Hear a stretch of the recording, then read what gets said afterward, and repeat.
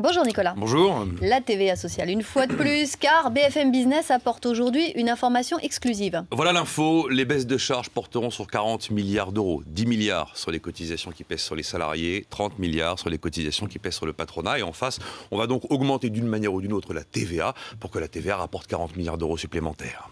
Alors, une TVA sociale à 40 milliards. Après, il y a le scénario politique. Ce matin, Valérie Pécresse annonce un collectif budgétaire après le sommet social du 18 janvier. Et François Fillon confirme le passage devant le Parlement en février. Oui, on se demande pourquoi tout est allé si vite. Pourquoi maintenant la TVA sociale en urgence absolue? Et là, il y a un scénario d'un machiavélisme politique absolu.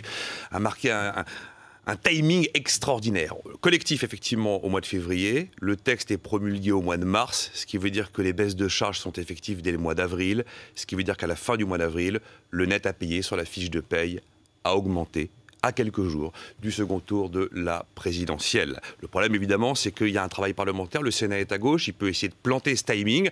Alors, on pourrait utiliser l'article 49.3 pour aller plus vite, seulement c'est assez maladroit sur un sujet fiscal et un sujet aussi important. Alors franchement, Nicolas, est-ce que l'histoire peut vraiment s'écrire de cette manière? Je pense pas, il ne faut pas rêver. Est-ce que les électeurs vont changer leur vote pour quelques dizaines d'euros sur le net à payer en plus sur la fiche d'avril? C'est pas du tout certain. Dire que la TVA fera monter le salaire net, à la fois c'est vrai, mais à la fois c'est faux, parce qu'on sait bien que l'UMP voudrait aussi augmenter la CSG. Il y a la main qui donne, et oui, il y a la main qui prend.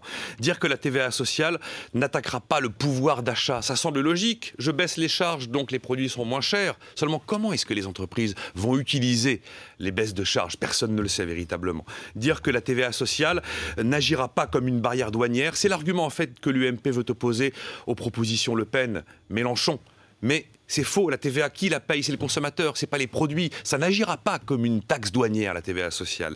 Dire que la TVA sociale aura l'effet qu'elle a eu en Allemagne ou l'effet qu'elle a eu au Danemark, on peut l'espérer. Seulement, cette TVA sociale n'a jamais été testée en période de récession. Je dis pas que c'est mal la TVA sociale, mais c'est pas un gadget politique. C'est un sujet éminemment économique très important. Parce que derrière, en dépend notre futur modèle social, quel État-providence, notre futur modèle économique. Comment nous passons d'une politique de la demande, fondée sur la consommation, à une politique de l'offre, fondée sur les entreprises, comme en Allemagne. C'est ça le vrai sujet. Merci Nicolas Dose, à demain.